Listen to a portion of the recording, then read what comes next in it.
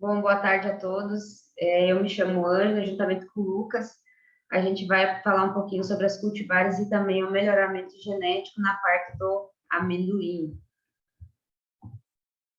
Então, hoje o mercado ele passa por algumas modificações, né? Que seria o sistema de produção tecnificadas, redução de custos de produção agrícola e adoção de novas cultivares.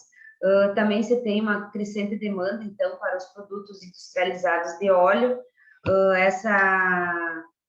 também por uma alta demanda por agroenergia e também por ela in natura. Então, existe uma influência para as cultivares mais desenvolvidas, por conta da redução dos custos, né? E também por conta de ser mais fácil o controle de pragas e doenças. Então, existe a maior especificidade nas características, porque o amendoim ele é um fruto rico em óleo, proteínas e vitaminas. Então, isso é uma grande fonte de energia e de aminoácidos para a alimentação humana. Então, hoje, mantedores da diversificação de coleção de germoplasma, né, que pode ser encontrado hoje na Índia, Estados Unidos, na Argentina, Bolívia, Brasil e Colômbia. Aqui no Brasil, o Banco de Germoplasma ele apresenta mais de 1.280 acessos, né, de espécies do gênero Araxás, que abrange entre 74 a 81 espécies descritas desse gênero. Então, são cultivares recomendadas para locais determinados, que seria, né, você estudar essa área de solo que vai ser plantada, porque a planta do amendoim exige um alto teor de nitrogênio no solo. Então, para isso, para não ser geradas essas perdas, né? Então, pode ser gerada através de multiplicação massal do acesso introduzido, ou de seleção feitas no acesso, ou também pode ser pela hibridação do acesso. Então, a seleção hoje ela pode ser pela necessidade de diversificação, tanto genótipa como fenótipa. Então, no caso do genótipo, eles são adaptados, né, ele tem a obtenção, então, de informações, né, sobre as interações, que seria o genótipo e o meio ambiente. Então, isso é muito importante, então, para que se ocorra essa tomada de decisão e definições, então, de estratégias para o melhoramento genético das espécies. Então, a seleção massal ou individual, ela é avaliada, um número de plantas, então, é selecionada com base ao genótipo, só que o problema dela é que ela é a base somente do fenótipo. Então, prejuízos com a seleção aleatória e também a seleção individual de testes de progênies. Falando, então, sobre a genealógico, cruzamentos realizados para gerar, então, a variabilidade suficiente, né? É o fluxo gênico, que é considerado muito limitado e circunscrito, a pequenas populações passivas de agentes polonizadores. Então, a seleção na geração F2, que são esses progênios resultantes, né, que apresentam uma larga variabilidade genética, também de grande contribuição para os trabalhos de seleção e também para o melhoramento do amendoim. São caracterizados alguns atributos nas famílias F3 e F4, sempre pensando em melhoramento, e também nas homozigoses das famílias de F6. Sobre o retocruzamento, então, existe uma série de retocruzamentos com a cultivar, então, a ser melhorada. Então, isso faz com que o descendente, com qualquer um dos seus, né, genitores, eles obtenham o genótipo que se torna cada vez mais parecido com o pai, com o que ele está sendo retocruzado. Então, consegue-se a transferência intervarietal de caracteres qualitativos e também pelos quantitativos, que seria essa transferência interespecífica, né, de caracteres qualitativos, introjeção do germoplasma mais exótico, e a transferência do citoplasma e a produção de linhas de isogênicos, né? Então, a autofecundação que acontece, a homozigose pretendida para aquele gênero, determinado gênero, e também para o controle do material. Então, o ato de crescimento dessa planta, ela é reta, inflorescência na haste principal. Ela é uma planta rasteira, com inflorescência também nos ramos laterais. Ela tem uma herança de 4 genes nucleares, modificados ou não pelo citoplasma. A pigmentação da haste, ela varia de verde a púrpura. Então, essa coloração arroxeada ou púrpura, ela é dominante sobre a cor verde. Então, a herança, ela é monogênica. Então, a razão desse fenótipo, ele é de 3:1, e da herança digênica, que é de 9 seria de 9:7. Então, a planta, ela possui uma precocidade, né? Então, a seleção de genótipos ela é precocidade, é requerida. Então, a maturação, ela é regida por alguns genes. Ela é um ciclo fenológico e caráter qualitativo e de alta herdabilidade. Ela é de ciclo longo, que é dominante sobre o ciclo curto, e as plantas tardias, elas são dominantes sobre as plantas precoces. Ela tem uma eficiência produtiva, então ela tem uma habilidade no ginóforo, né, de formar vagens viáveis baixa. Então, a correlação positiva entre a altura e a percentual de ginóforos. Ela é uma planta boa em eficiência produtiva. Ela é uma produção de ginóforos no terço inferior e também nessa haste principal. E 50% desses ginóforos nos primeiros 15 centímetros da base. A eficiência produtiva dela está correlacionada com o número também de ginóforos vagens por planta. Ela é estimada, então, por caracteres de alta herdabilidade, né? Peso de vagens, tamanho de peso de sementes. E o rendimento de vagens sempre é maior sobre o rendimento de sementes. Agora, sobre a dormência dessas sementes, ela tem uma habilidade de conter essa emergência, né? Mesmo com a maturação completa. Então, evita perdas também na colheita. Contaminação por fitopatógenos, rasteiros e semirasteiros, que apresentam um longo período de dormência, e um caráter monogênico com dominância incompleta. Eu vou estar passando agora para o Lucas, que ele vai estar falando um pouquinho sobre essa resistência a doenças e pragas. Obrigada.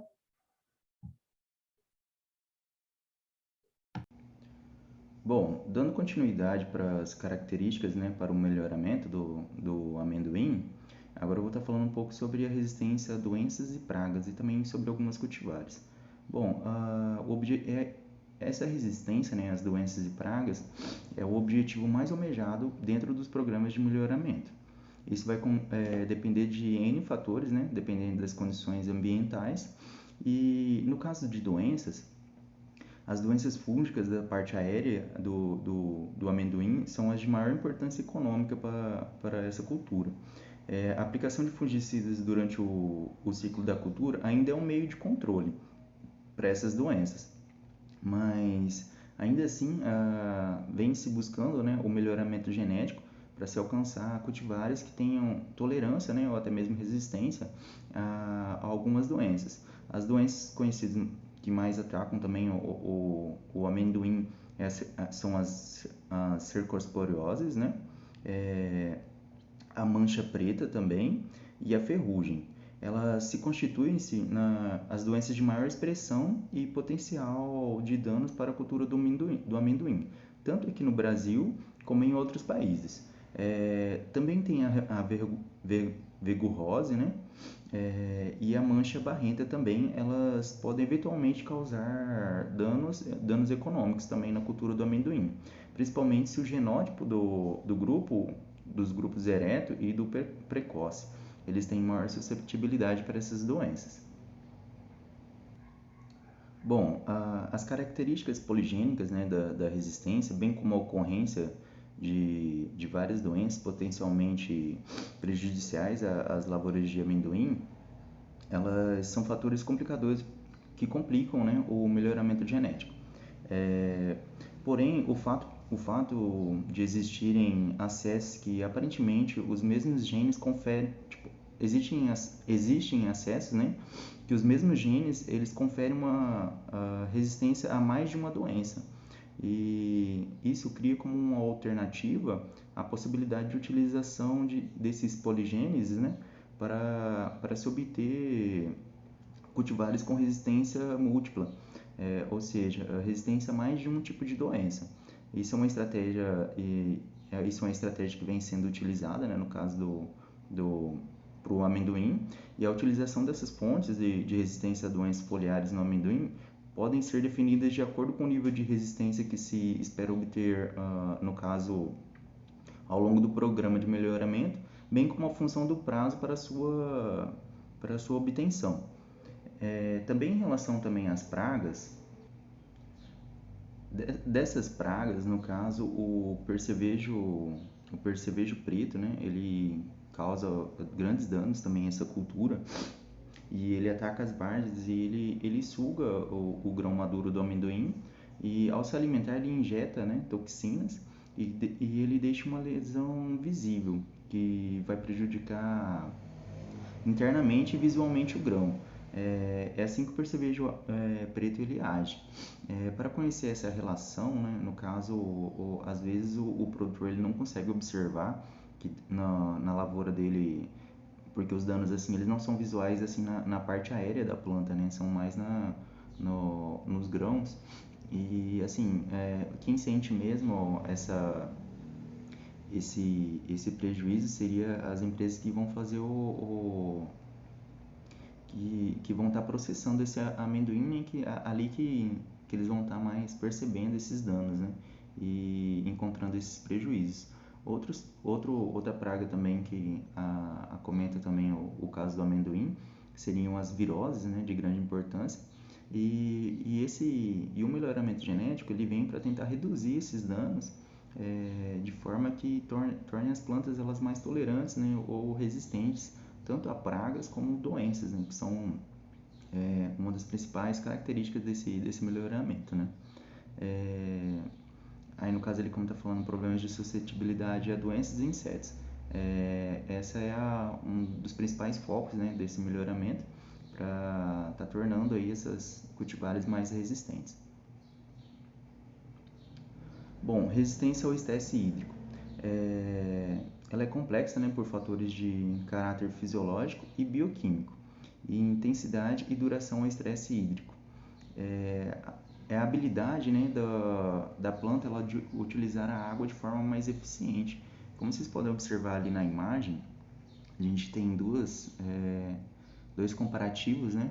Uma planta com melhoramento genético que ela possibilita, né, um melhor aproveitamento de água, ou ela tem uma melhor aceitação, né, a solos a maiores períodos com a falta de água, e ela fazendo de forma mais eficiente, utilizando a água, né, ela acaba que não sofre tanto com estresses hídricos.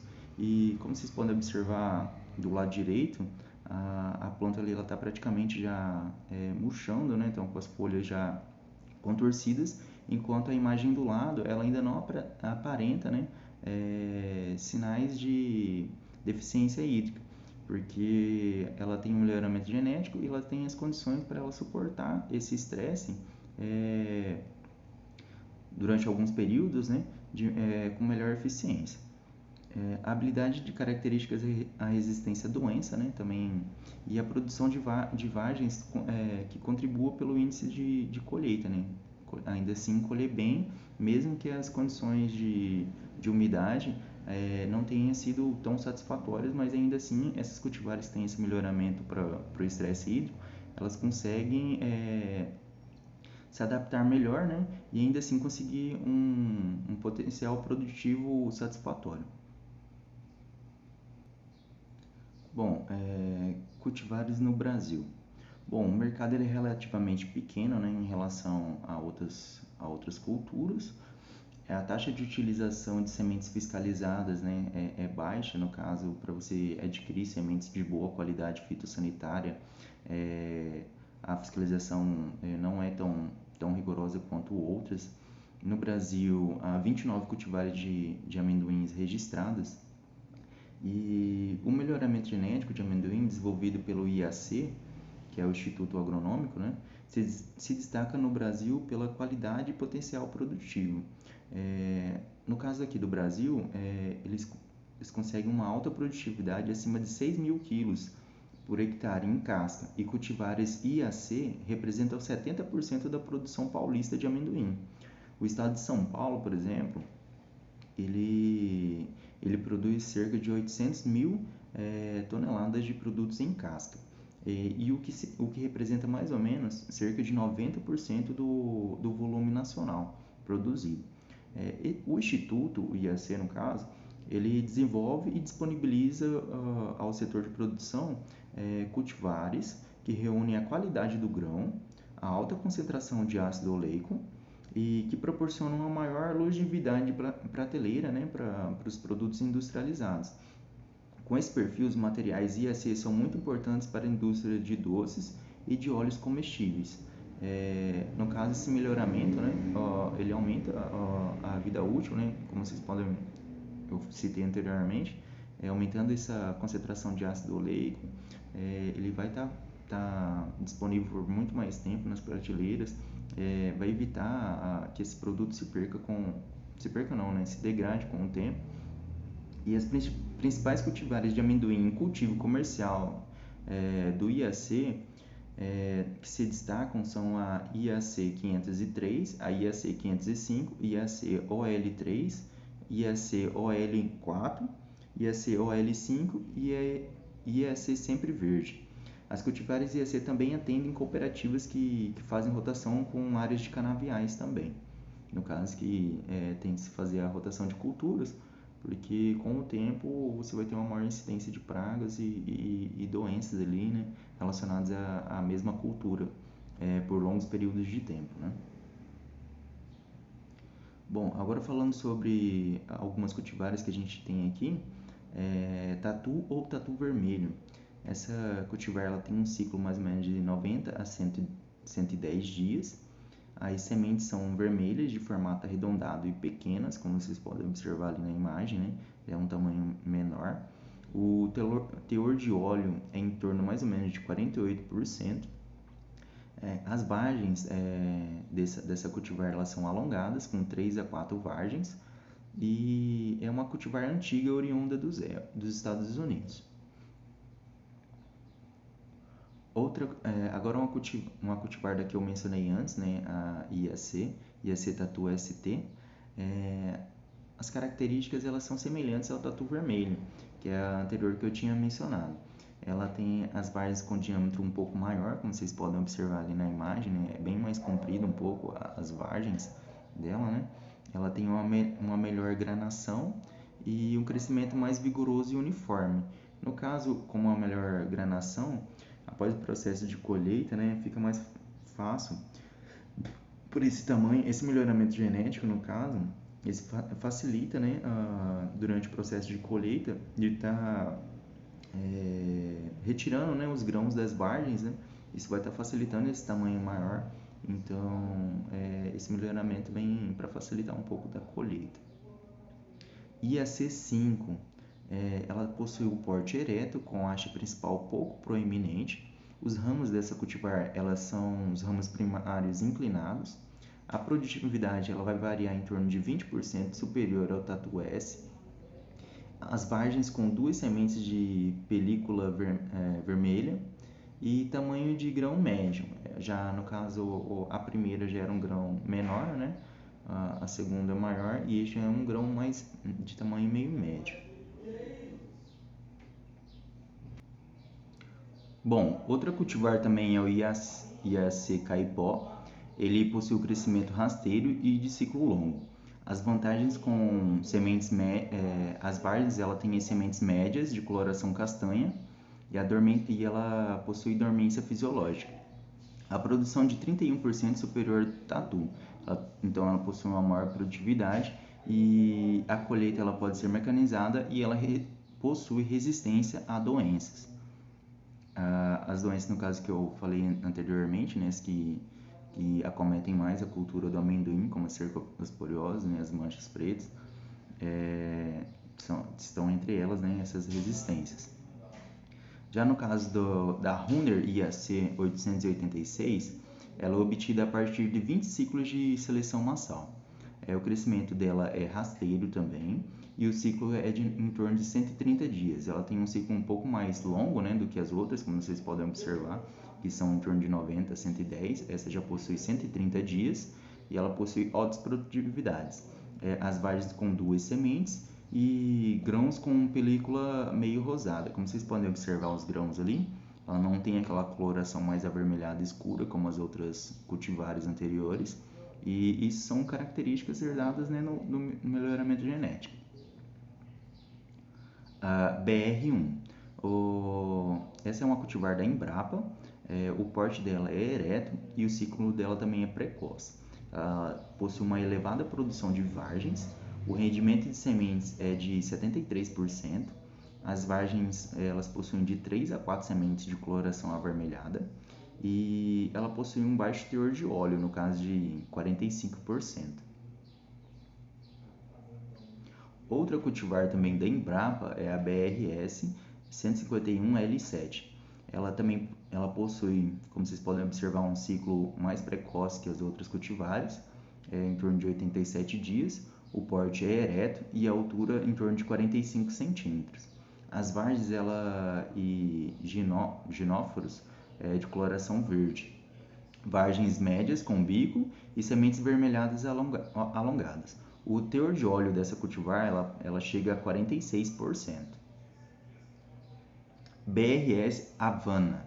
Ela possui um ciclo médio mais ou menos de 90 dias também. O rendimento de grãos é em torno de 72%. Ela possui de 3 a 4 sementes por vargem, de coloração bege, como vocês podem observar ali, né? As vargens dela são bem maiores que as outras, chegando até 4, né, sementes por vargens. E o teor de óleo dela é em torno de 43 a 45% também. Agora falando sobre a BRS Pérola Branca, ela tem ela é uma planta também rasteira, né? Densa, com haste principal de 18 a 25 centímetros. As vargens com bico e dormência parcial das sementes também. A produtividade média dessa cultivar é de 3 toneladas por hectare e o teor de óleo é de 50 a 52%. É um teor de óleo bem alto, né, em comparação às outras cultivares, e ela é tolerante a doenças das folhagens. Como vocês podem observar também ali, a vagem dela é um pouco maior, os grãos são mais alongados, né, e a coloração dela é um pouco mais clara que as demais cultivares. A cultivar Belmonte, ela possui uma boa adaptação em locais que chovam até 1.200 a 1.400 milímetros anuais. Ela tolera solos ácidos com baixa fertilidade e o plantio com mudas enraizadas, né?